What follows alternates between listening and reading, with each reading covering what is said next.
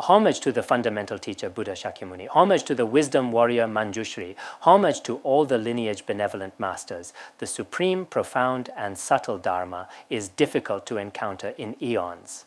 Now we hear and follow it. May we realize the Tathagata's meaning. To liberate beings, please generate the supreme Bodhicitta. Today we'll continue our study of the Bodhicharyavatara.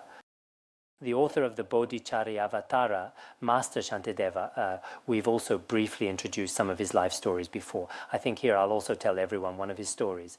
Bodhisattva Shantideva, as we introduced before, went to a forest and relied on a guru who was an emanation of Manjushri. After receiving the teachings, he attained accomplishment. We already taught this before. So later, with his guru's permission, Master Shantideva went to the cities to propagate the Dharma. He traveled all the way to a city in eastern India called Mankada. In the city of Mankada, the king at that time was recruiting ministers under the king and some guards and so on. Later, people thought Shantideva was extraordinary, so he became the king's guard. That is to say, an inner minister protecting the king. At this time, because of his power and his compassion, many people around Shantideva respected him greatly. Shantideva also taught them the Dharma principles. Many people were relieved of suffering and obtained happiness. In this way, people all respected him greatly. At that time, some treacherous ministers were dissatisfied with him and then complained before the king, saying this god was unreasonable because his actions were unreasonable. Even the sword for protecting the king was fake. Indeed, at that time, he had a sword, and this sword was made of wood, a wooden sword that was also blessed and bestowed by Manjushri. At that time, many people kept complaining like this before the king. After the complaints, the king also required that each of his attendants' weapons be re-inspected. At that time, Shanti said this, "My sword, it's best you don't look at it. If you want to look, there may be some danger." But the king wouldn't listen and insisted on looking. Later, he said, "If the king really must look, go to a quiet place, and it's best you cover one eye before looking. That would be better." Later, the king did as told, and indeed, when he looked with one eye, the eyeball fell to the ground. At that time, he was also very frightened. Everyone present also knew of Bodhisattva Shantideva's great attainment. Later, all the attendants, including the king of Mankada, before Shanti, after he ordained he was called Shantideva, but now he might be called Shanti. But this can also be used. It refers to the same person. At that time, everyone repented before him. After repenting, later the king also kept respectfully praying to him to restore his eye. Finally, Shanti also agreed. After agreeing, he took the eyeball with his finger and inserted it into his original eye socket, restoring it as before. So at that time, his attainment was completely different from others. Everyone should also remember this matter. I think, incidentally, Bodhisattva Shantideva's 7 rare biographies, when convenient, I'll also introduce them to everyone.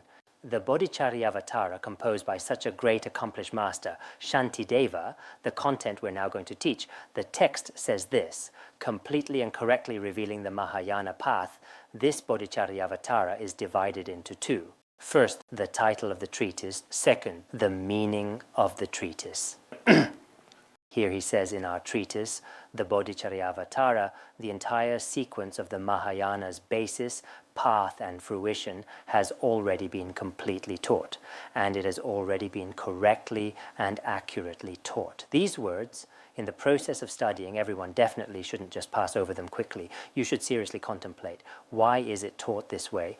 Because if we study this Bodhicharyavatara well, we can say all the teachings of the entire Mahayana are included within. It already encompasses all Mahayana sutras and treatises.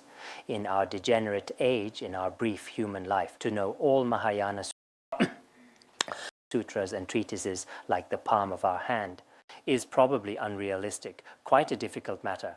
But if we spend a period of time and then diligently and seriously study this treatise, actually all the sequences and all the teachings of the Mahayana Bodhisattva path will already be understood. So this meaning is quite great.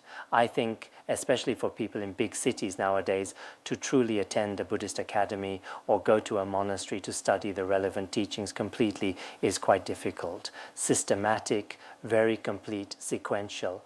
Opportunities for this kind of study are almost non-existent. But I think if we ourselves regard the Bodhicharyavatara treatise as the most important thing, we should treat it this way. Now, many people attending classes and studying Dharma, actually they put their livelihood as the priority, and studying Dharma, researching Dharma, and practicing Dharma are placed in a secondary position. This is many Buddhists' attitude. What's their attitude toward Buddhist studies? It's like this: putting their eating, drinking, entertainment, or livelihood, work, and so on as most important. And in the world, mostly these things occupy their time. So I think on one hand, probably people in the cities, unlike monastics in quiet places, can support themselves by their own means. There's some difficulty with this, we also understand. But if you don't arrange time for studying Buddhism and don't arrange your energy for studying Buddhism, I'm afraid your Buddhist study will never succeed.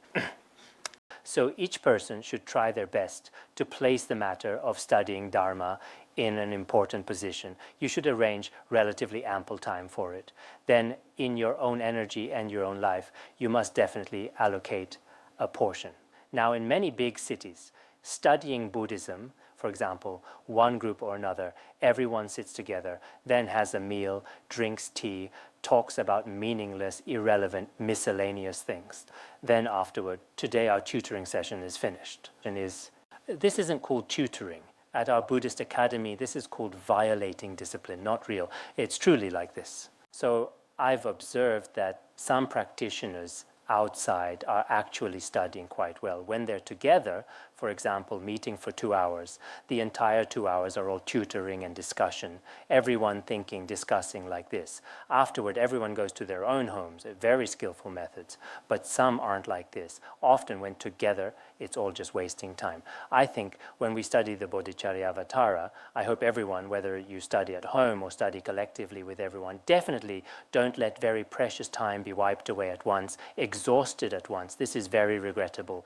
Therefore, for us, truly as practitioners, our own wealth isn't very valuable, and our own bodies also aren't very important. What's most important? It's time. Time and life are no different. If a person's concept of time is very vague, it shows he's not responsible for his practice. We can say this. So each person should make some arrangements for their time. I think making arrangements is also possible. These past few days, every morning we require practice at 6 o'clock. The vast majority, 99% of people, have arranged things quite well. These past few days, now with sleep and many things, we've already adjusted. After adjusting, it's already become a normal demeanor. After this, I think each of us, it's not that we don't have time. The key is we ourselves are too foolish. In our lives and a days, everything has already passed. So I hope some lay people in the world, you've also encountered this. Although I, as the teacher, am very poor, truly I don't possess the characteristics of a Dharma teacher. This point I myself also understand. But the Dharma being taught, the content of the Bodhicharyavatara being taught, is very perfect, very excellent. Encountering such Dharma, everyone should treat it seriously. If not, many people in worldly society nowadays, all day long, what are they attached to? They're attached to worldly material gains, some very filthy and unbearable objects of desire, anger, and ignorance. Besides this, there are no truly meaningful, pure thoughts. If this is the case, then this worldly samsara sinks deeper and deeper. Finally, one can never be liberated from it. So everyone, when you have such a good opportunity, you should arrange your life well and arrange your time well. I think this is very necessary. Here it already says that the Bodhicharyavatara correctly and accurately teaches the Mahayana path. We teach it in two aspects. First is the title of the treatise. The title of the treatise is divided into two. First, the title itself. Second, the translator's homage. First, the title itself. In Sanskrit, it's like this. Sanskrit, Bodhisattva Charyavatara. In Sanskrit and other Indian, that is, the Devas' Sanskrit. India originally has 4 languages, 5 languages, 6 languages, several languages. So here, using Sanskrit, teaching in Sanskrit, it's like this. If we translate it into Chinese, it's called the way of the Bodhisattva in English, or entering the conduct of a Bodhisattva. Comparing Chinese with Sanskrit, one by one, the Sanskrit title translated into Chinese, Bodhi means enlightenment. So-called Bodhi refers to the meaning of enlightenment, perfect enlightenment, awakening, clear awakening, and so on. Enlightenment also has the meaning of Buddha. From a broad sense, it also has the meaning of Buddha and also of pratyeka Buddha, that is, solitary realizers and so on. Then sattva, the meaning of sattva, here sattva. Sattva means bodhisattva. If we translate it directly, bodhisattva is also okay. People commonly say bodhisattva. And the meaning of bodhisattva is brave consciousness, brave awareness. What is brave awareness?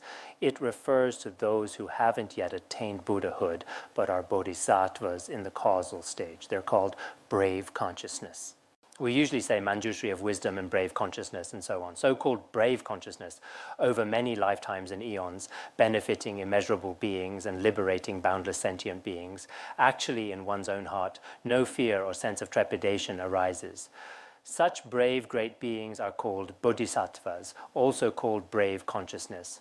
So here it's brave consciousness. Then charya means conduct. Charya means conduct, or the meaning of behavior. Avatara means entering, that is to enter, the meaning of entering.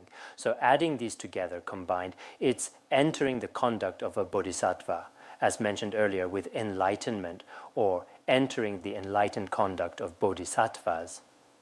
Then combining Bodhi, Sattva, Charya and Avatara all together, we get what's commonly called the Bodhicharya Avatara. What does Bodhicharya Avatara mean? Everyone should know. Entering, Ru. It means to join or to enter. Just now, what are we entering here? What are entering the conduct of Buddhas and Bodhisattvas? The conduct here, extended, is the 6 paramitas. That is to say, we have now entered the excellent conduct of the Mahayana Bodhisattvas, the aspirational and engaged conduct of the 6 paramitas. So the general meaning of this treatise is also like this.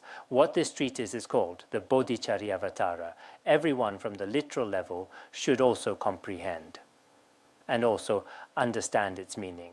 If you don't understand, when many of us study treatises and study knowledge, we understand vaguely without truly comprehending. This is unreasonable. So for us here, this Bodhicharya Avatara, I think this time, many Dharma friends studying the Bodhicharya Avatara, I'd like to give everyone a common name called the Bodhi Institute. The character xue means to learn or to study. From now on, we will use this in various places because this can be used for Sutrayana, Vajrayana, and various sects can also use it. Not only when we study the Bodhicharyavatara now can we use this, also when studying other treatises or Vajrayana teachings, it should all be usable. So this time everyone in various places, there may be some at that time, if some people study the Bodhicharyavatara, at that time divide into some Bodhi Institute Group 1, Bodhi Institute Group 2. We can organize groups by location. In each place, this is also a kind of auspicious connection because there's the body of the path, the body of the fruition, the body of the nature, or the body of the treatise, the body of meaning, and so on. The scope of bodhi is quite vast. So if we truly want to study bodhicitta, we must definitely do it from our own hearts. In this way, members of our Bodhi Institute, saying it this way should be very good. Below, we need to understand. So in what manner was this title given? What we call the Bodhicharyavatara. The methods of naming are very many. Just like in the Samdhinirmochana Sutra, there are those named by location, named by person, and also by metaphor and meaning, and so on. Approximately 4 kinds, 4 methods of naming. In the sutras, there are also such records. Now in the world, everyone is clear. No matter what thing it is, the methods of naming are different. People have people's names, places have places' names, and outside, mountains, rivers, and land, every single thing has its own unique name. Similarly, our sutras have sutras' different names. Treatises have treatises' names. These names also aren't given without reason. Here, the methods of naming are originally countless, very many methods, diverse and varied. But summarized, there are these several kinds. Generally speaking, methods of naming include by the meaning being taught. Some are taken from the meaning level, including our Bodhicharyavatara, also taken from the meaning level. And what we usually teach, like the 10 Grounds Sutra, the great treatise on the stages of the path, and so on, some sutras and treatises are taken from the meaning level. Also, by the measure of what teaches, named by the measure of what teaches. What teaches refers to its words and phrases, taken from the number of words and phrases. For example, the 400 stanzas on the middle way, or the 300 verses on Vinaya, the 70 stanzas on emptiness, the 60 stanzas on reasoning, and the 50 verses of guru devotion, and so on. There are many taken from the number of words and phrases that teach. There are also some taken from function. For example, the Sutra of the Wise and the Foolish, and some like the Great Liberation Sutra, and so on. Also, some taken from the function aspect. Some are taken by location, like the Lankavatara Sutra, taught by Shakyamuni Buddha. At that time, the Buddha taught it in the place of Lanka for that reason. It's called the Lankavatara Sutra, and many sutras and treatises named by location. Then some are by retinue, by the name of the retinue. For example, the sutra requested by the Dragon King, the sutra requested by Maitreya. Also in Chinese Buddhism now, for example, the Platform Sutra of the Sixth Patriarch, Liu Fan's Four Lessons, and so on. Some are taken from the name of the requester. Some are taken from the author's own name. These methods all exist. Then, by time and metaphor for naming. There are also some sutras named by time, like the Bhadrakalpa Sutra. The Bhadrakalpa Sutra actually contains all the names of the 1,000 Buddhas taught, so it's the Bhadrakalpa Sutra. Some are taught by metaphor. Taught by metaphor, like the Rice Seedling Sutra or the Diamond Sutra, and so on. These are taught by metaphor. This treatise is named by the first of these methods. As we taught before, this treatise uses the first method, which is taken from the meaning level. Why taken from the meaning level? We also know from before. We are now entering what? Entering this bodhisattva conduct. So we're entering this bodhisattva conduct. First, we need to understand from the words, the so-called Bodhicharyavatara is a treatise for entering the Mahayana bodhisattva conduct. Within it, this principle is primarily taught. From the words, we understand it this way. Then from the meaning level, each person from now on, truly, I want to join the ranks of the Mahayana, join the Mahayana community. This point, each person should make this vow in their heart. The purpose of our study this time is just this. Why are we studying the Bodhicharyavatara this time? In each person's mind, to gain some benefit from the Dharma, the key is what? It depends on our own faith. If you yourself don't have faith, if you don't pay attention in your heart, then the many blessings and principles within the Bodhicharyavatara may not be very complete for you. Of course, I think for each person, one is that their own karmic connections differ, their capacities differ, and also their aspirations from past lives differ. This time we're studying the Bodhicharyavatara. For example, if there are 100 people, maybe 50 or 60 people will truly have some understanding of its meaning. A portion of people may not only not understand the meaning, but not even understand the words. And another portion of people, their resolve isn't firm. At the very beginning, they listen for 2 days, then can't complete it midway. This also happens. So the capacities of the audience are also completely different, and the benefits obtained are also different. On the surface, we are in one hall at the same time, everyone sitting together, and our clothing, language, culture, etc. don't have much difference. Why is there such a big difference in the outcome? Of course, each person's capacity and their mental state during the listening process, many are different. Some have their mindset very proper, no other distracting thoughts, single-mindedly focused. Probably each day they should gain a little benefit. Today I'm also repeatedly emphasizing to everyone again, I require that from our hearts. We must definitely think. From now on, I've joined the community of Mahayana Buddhism. After I've joined the community of Mahayana Buddhism, what's my future work? what's my future career? To benefit sentient beings with all my heart and strength. This is the main principle. This is the most basic requirement and direction of our Mahayana Bodhi.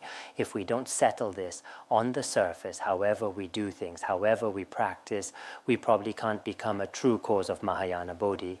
Below we continue teaching. What this means is, as I just reminded everyone, this time we're studying the Bodhicharyavatara. The meaning is to enter the Mahayana Bodhisattva's 6 parameters.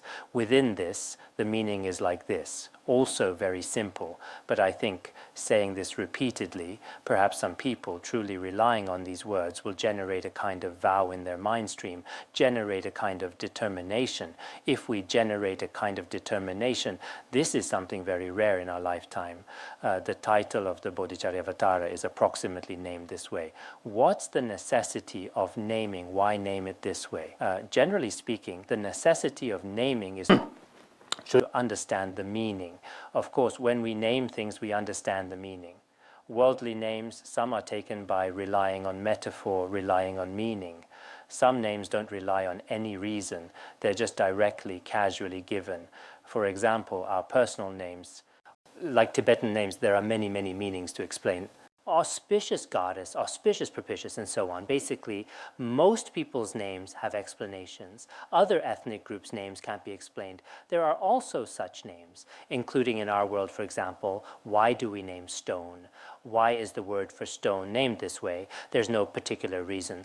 This issue, when we teach logic, pramana, later, we'll also explain. Names, one type has a reason, one type has no reason. There are 2 kinds of naming, but when we name treatises, we should say there are some reasons. Naming without reason almost never happens. So why is the Bodhicharyavatara named this way? The reason for naming is like this. In the Lankavatara Sutra, it says, if names are not established, the world is all confused. If in our world all material things, all people, places weren't named, then this world would already be a very confused expanse. There would be no concept or method of acceptance and rejection.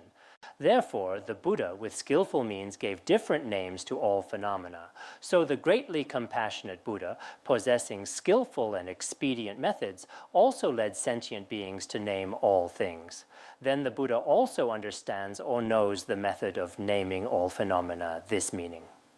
Especially because this treatise is named by the meaning taught, so those of sharp faculties through the title can comprehend the general content taught in the treatise. So there's another reason this treatise is taken from the meaning. Some sharp people, just seeing the title, immediately know all the content within. Just like in the past, when Master Zhiyi encountered the Lotus Sutra, he comprehended all the content taught in the Lotus Sutra. Later, when he taught it over 6 months, he still couldn't finish. Just one sutra title. He also taught it for such a long time. And for medium capacity, after seeing the title, you'll understand the basic meaning. For example, entering the middle way or treasury of valid reasoning or the Diamond Sutra and so on. After hearing it, you'll understand the general meaning, the general concept. Even for the lowest capacity, there are also many benefits like finding the text and so on. First, teaching the title, others of other capacities can also easily find the text by this. If these few words, Bodhicharyavatara, weren't given, we'd have no idea in which text it's placed. How would we distinguish it afterward? For the dullest capacity, was the use of naming it Bodhicharyavatara when we usually look for it? It's more convenient. Oh, the Bodhicharyavatara is here. We know at a glance. So there's this necessity. This is the content and necessity of our naming. So the purpose of the Sanskrit title is to plant the seed of Sanskrit in one's mind stream and to show that the source is reliable, as well as to recollect the kindness of the translators and panditas. Here he uses relatively simple language to teach. So before Bodhisattva Avatara, and so on.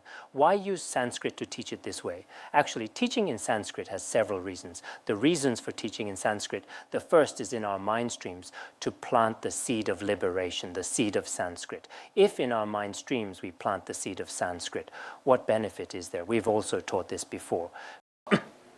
Because all the 1,000 Buddhas of the fortunate eon actually all attain accomplishment with an Indian person's identity, attaining accomplishment in monastic form, and all attain accomplishment in Bodh Gaya, India. After accomplishment, they turn the wheel of Dharma in Sanskrit. The first turning of the wheel of Dharma, all use Sanskrit to turn the wheel. Therefore, the blessings and merit of this language are quite great. If now, each time we read a treatise, we recite the Sanskrit at the beginning like this, then in our mind stream we've already planted the seed of liberation. So not only Indian great masters and Panditas use Sanskrit. When this Sanskrit reached Tibetan areas, many translators, almost all, didn't translate it. At the beginning, Sanskrit such and such, then Tibetan such and such. Each time we open the Tripitaka, each scripture in the Tripitaka at the very beginning. Sanskrit such and such, then Tibetan such and such. Then when we open the treatises, more than 200 volumes, also at the very beginning, all use Sanskrit. Why can't this be translated? Of course, there are also 5 things we can't translate. For example, mantras can't be translated. When we taught the Heart Sutra before, we also explained this to everyone. But here, the reason for not translating is also this. So normally, not only do Indian masters have this tradition, also in Tibetan Buddhism, individual commentators also, although they didn't write in Sanskrit. At the beginning, they also use some Sanskrit. What's the reason? So that later students in their mind streams plant roots of virtue and plant such seeds. So there's also this tradition. There is this tradition. This is the first issue. Why use Sanskrit? The first reason. The second reason is the source is pure. So how is the source pure? Everyone should be clear. India is not quite the same as our Tibetan areas or China. Why? At that time, composing treatises was a very rigorous major matter. Generally speaking, after Indian Panditas composed treatises before they were published, before officially publishing, many great masters and Panditas would gather together and begin examining and inspecting. After inspection, if they felt this treatise could pass, at that time many Panditas gathered together. For example, if this person wanted to publish a book, then all the Panditas would specially gather together to research and debate. In this process, if this author won, if he prevailed, if this happened, they'd give him certain treatments, certain rewards and honors. There was this. If what he composed didn't accord with the Dharma or with worldly conventions, in this case, they'd tie it to a dog's tail and have it go around the entire city several times. After going around several times, they'd take that text and burn it. It couldn't be made public, couldn't be published, couldn't circulate. This was their rule. Some treatises not only had poor content, but also, whether to people's bodies or thoughts, were harmful to their health. If the treatise was like this, then this author would be punished by law. Some would have their arms cut off. Some would be imprisoned for life. There was also this. This probably exists in other countries too. For example, reactionary books. Some treatises harmful to people's thinking. Nowadays, some countries also advocate this point. So in ancient India, it wasn't casual or easy because it involved certain dangers, and they couldn't do it without sufficient confidence. It wasn't like people nowadays. People nowadays, for money, for fame, casually write some nonsense today, and tomorrow they spend a little money and get it published. Then it gets distributed everywhere. It wasn't like that before. Actually, such treatises have no value, no meaning, because their purpose is not to benefit sentient beings. Nowadays, many people, there are quite many authors, whether in our Buddhism or in worldly books, as long as you have some money, publishing this book is no problem. You can publish it right away, as it's very easy. Actually, this tradition is quite bad. True Buddhist treatises should go through such strict examination, strict inspection before they can be published. Then there's some benefit to the entire Buddhist world. So in ancient India, like our current Tengyur treatise collection, with more than 200 volumes, these are truly of immeasurable value, because at that time, tens of thousands of Panditas and scholars gathered together. Everyone approved and obtained them. So the source at that time was quite pure. Therefore, when we know there's Sanskrit at the beginning, this is transmitted from India.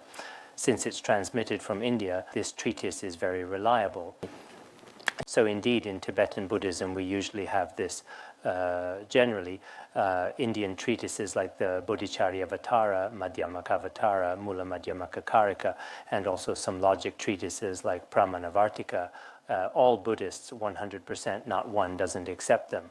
If someone doesn't accept them, then this person's faith and mind have problems, because we know as long as it's composed by Nagarjuna, by Chandrakirti, by Shantideva, then 100% the content within is absolutely true. Everyone has no doubt at all. So purity of source is also very important. Some people say, teachers from your academy, texts from your academy should be very good. Not necessarily, because here we're not that strict. So all people coming out from here, 100% are all very good practitioners. Also not necessarily. I don't dare guarantee this. All texts produced here are all very good. Also don't dare guarantee. Including myself, sometimes I write nonsensical words into text, whether it's beneficial or harmful to sentient beings, but truly harmful, I think probably not.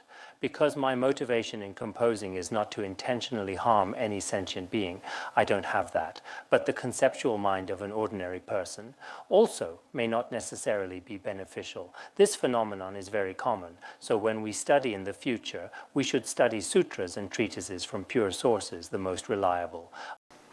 Among treatises, also those truly composed by great accomplished masters. This is very important. So when I translate normally, generally it's truly great accomplished masters and truly very remarkable masters' writings or their treatises I'm willing to translate, but some that others have doubts about or I myself can't figure out. I don't dare translate for now. I also have this thought. So when we study Dharma, purity of source is very important. This is what's meant by reliable source.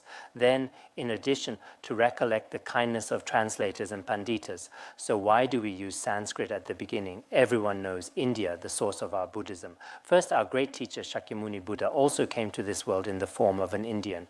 When he turned the wheel of Dharma 3 times, it was all in Sanskrit. Later, regardless of which dynasty or country, there were very many translators, great and lesser translators. They also translated many of the Buddha's sutras and treatises. Later, some panditas, generally in Tibetan Buddhism, all translated sutras and treatises were translated by an Indian pandita and a Tibetan translator.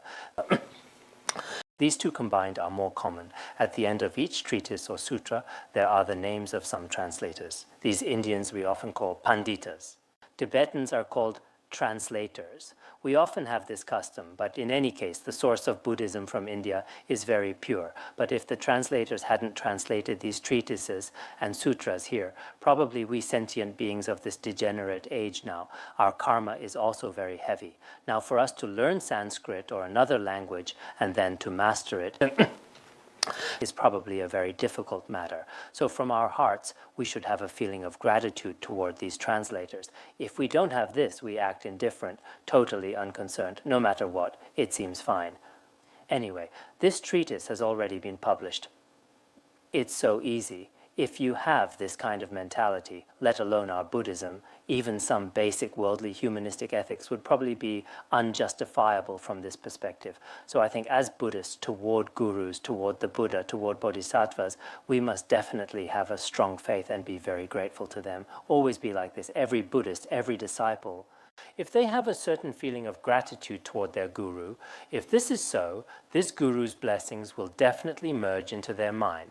If you feel the guru is just like an ordinary worldly teacher and don't even have a feeling of gratitude toward worldly teachers, don't have gratitude or faith, then probably in their mind stream they may not obtain true learning. The ancients of our world also often say, when drinking water, remember the source.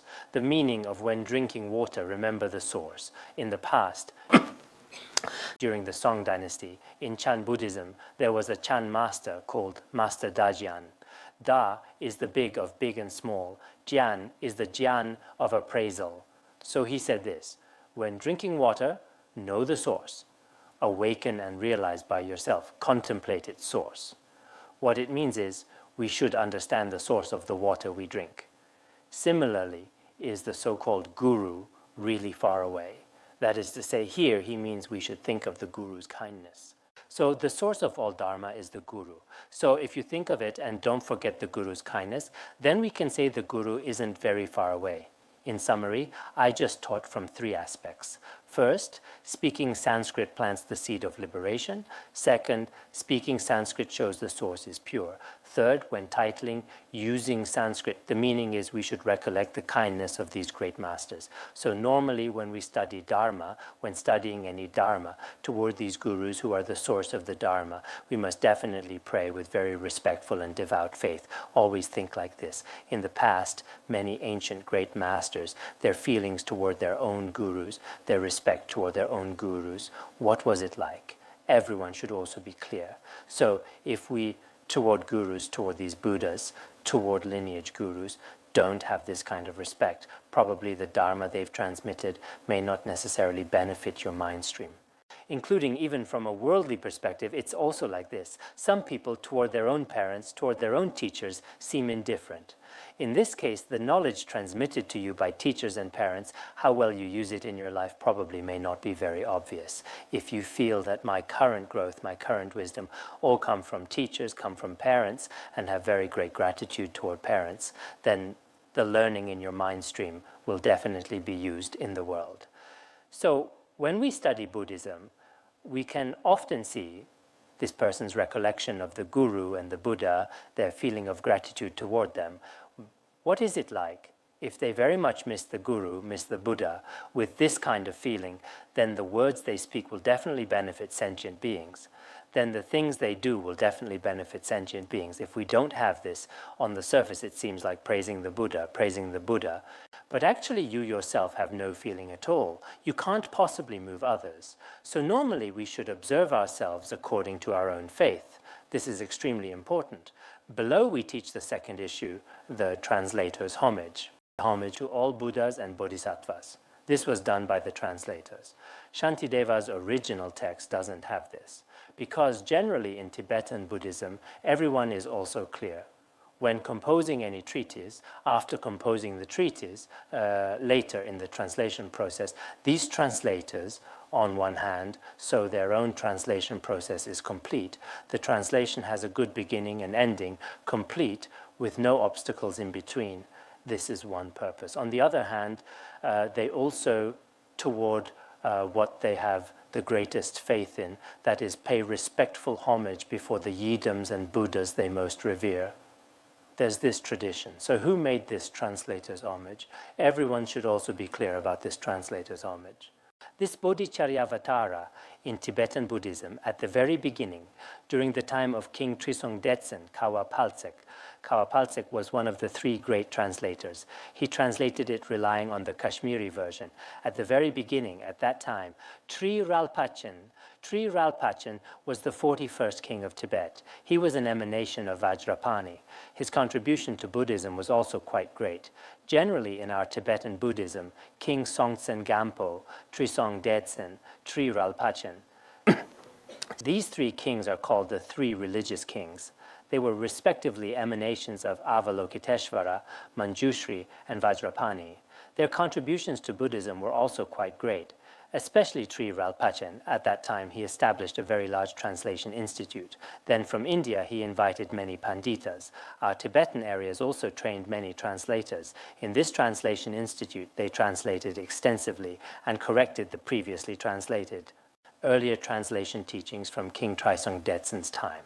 What hadn't been translated was translated. At that time, just that three great translators, Kawa Paltsek in the two kings' eras, was the most famous translator. First, at the very beginning, his translation of the Bodhicharyavatara relied on the Kashmiri version. Later, during the later propagation period, Lotsawa Rinchen Zangpo, during Rinchen Zangpo's time, this Rinchen Zangpo, we've also introduced him before. Everyone should be clear. He relied on the Central Indian version and also continued to translate it once. Finally, during Atisha's time, it should be Lotsawa, Lodro Sherab. At that time, he was also a very famous great translator in Tibetan areas. Later, he also corrected and retranslated it. So the Bodhicharyavatara had three translations. But here, at the very beginning, it was also the main one. Later, these translators also corrected it, correcting it based on the Indian Sanskrit texts. So such a treatise, its source is also very pure. Moreover, its content is very excellent, and the words are also quite beautiful. Because this treatise belongs to the category of the Sutra Pitaka, therefore, according to the king's prescribed homage method, they pay homage before all Buddhas and Bodhisattvas. This is the homage made by the translators. Here we also taught, according to King Tri Rinpoche prescribed during his era, of course before this, many Tibetan translators themselves paid homage before the Buddhas and Bodhisattvas they had greatest faith in. There was this tradition. At that time, the king, in order to distinguish the three Pitakas, required that including the Vinaya Pitaka and all sutras and treatises pertaining to the Vinaya, there should be a homage to the omniscient Buddha. Why is this? Because the cause and effect in the Vinaya is extremely subtle, very subtle. Such issues of accepting and rejecting karmic results, these are solely objects of the Buddha's knowledge of all aspects and knowledge of ultimate nature. Without him, the Bodhisattvas and Shravakas and Pratyeka Buddhas also have no way to thoroughly comprehend such cause-effect, acceptance, and rejection. So before all Vinaya, homage is paid to the omniscient Buddha. There's this requirement. Then regarding the Sutra Pitaka and treatises belonging to the Sutra Pitaka, at the beginning, homage should be placed. Homage to all Buddhas and Bodhisattvas. Why homage to all Buddhas and Bodhisattvas? Most of the Sutra Pitaka are all formed through question and answer style between the Buddha and Bodhisattvas. For example, Manjushri's Request Sutra, or Maitreya's Request Sutra, and also Purna's Request Sutra, and so on. There are many, many dialogues, mostly relying on this format. Therefore, the king required that before such treatises, homage should be paid to all Buddhas and Bodhisattvas. There should be this acceptance and rejection. Regarding the Abhidharma Pitaka, or all sutras and treatises related to the Dharma, homage should be paid to Manjushri. Why?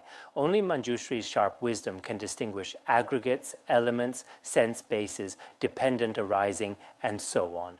All the concepts, numbers, definitions, and so on in all Abhidharma. So at that time, this was required. Since Tri Rinpoche, Tibetan areas basically formed a kind of on one hand, it was the king's requirement at that time.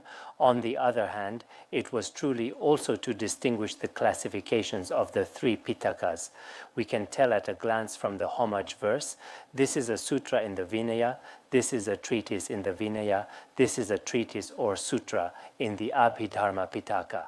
At a glance, we can distinguish. So now in our Chinese Buddhism, although in the past, for example, Kumarajiva or Tangshuanzang, these also extensively translated, and truly in all of history, unprecedented sutras and treatises were already translated. But from this aspect, there's basically no tradition of homage verses. Without this, so now at a glance, looking at the Tripitaka, at the beginning you can't distinguish whether this belongs to the Abhidharma Pitaka or Vinaya Pitaka, very hard to tell.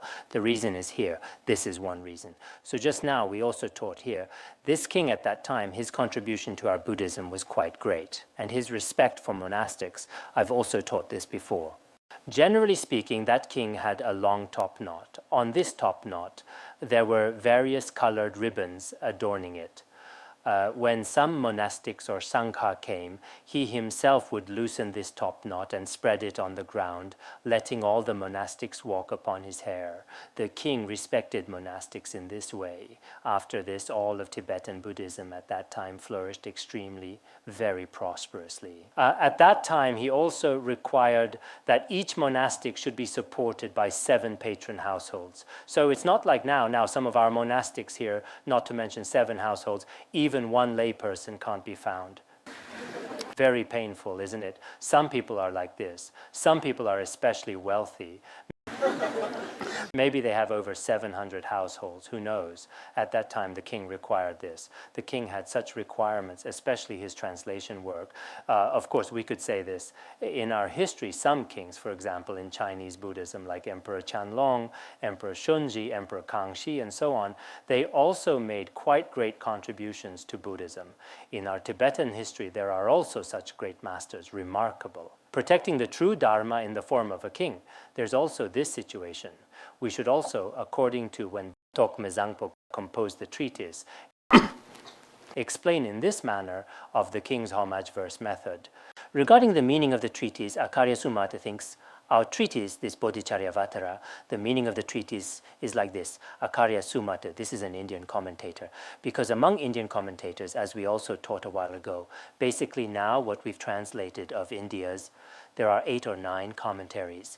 Among the commentaries, the most famous is Acharya Sumata's commentary, and also Vairochana Rakshita's commentary, and also Prajna Karamati's commentary, these 3 great commentaries. Among all of India's Bodhicharyavatara commentaries, these are the most famous. So when Tokme Zangpo composed the treatise, he very carefully perused these treatises and composed accordingly. Therefore, on the surface, this Ocean of Good Explanation isn't very extensive, not as extensive as what some other commentators wrote, but actually, on the most fundamental issues, he already referenced these treatises and commentaries. So Acharya Sumata thinks that the entire Bodhicharyavatara can be included in the excellent beginning, excellent middle, and excellent end. The content of this entire treatise in order, the excellent beginning is the homage verse. At the beginning, the homage verse will teach very soon, tomorrow or the next day. The excellent middle is from the homage verse to before the chapter on dedication. The excellent end is solely the chapter on dedication. He uses excellent beginning, excellent middle, excellent end, these 3 excellences to include. Our 3 bases and 3 virtues, a practice manual on finding comfort and ease in the nature of mind of the great perfection, is also like this. Here, he also teaches taught from 3 aspects: excellent beginning, excellent middle, excellent end. First is regarding Mahayana Bodhisattva conduct, then general Vajrayana, then unsurpassed great perfection. Here also it's taught from the perspective of 3 excellences. This is Acharya Sumata's view. Acharya Vairochana Rakshita thinks, with the cause of composing, teaching the 6 paramitas, and making homage with gratitude, these 3 parts can include this treatise. He teaches in this manner. That is, the cause of composing is from this human life of freedoms and endowments is extremely hard to obtain. The first 3 chapters. Below, starting from chapter 1, is freedoms and endowments are hard to obtain. Then the first 3 chapters teach the cause of composing. The chapter on dedication teaches the paramaita of generosity. Isn't the middle teaching the 6 paramitas? Regarding the 6 paramitas, the chapter on dedication teaches the paramaita of generosity. Then the chapters on carefulness and chapters on right mindfulness teach the paramita of discipline. Then the other several, for example, the chapter on patience, diligence, meditative concentration, wisdom, these several in our text are also quite obvious. Each chapter name is there. But among the 6 paramitas, only generosity and discipline, these 2 aren't obvious. But these 2, so the summarizing content, everyone should understand. When we test later how all the content is taught, what Acharya Sumata thinks, if there are several big blanks in front, how should you fill them? You should think about it. Then Venerable Vairochana Rakshita. Some people may think, Vairochana Rakshita. What does this name mean? Oh dear, I've never heard of it, never seen it. Then you feel really sad about it. Don't be like that. You should first, step by step, understand everything. The remaining content is clear and evident in the verses themselves. The structure of this commentary is as follows. Let's stop here for today.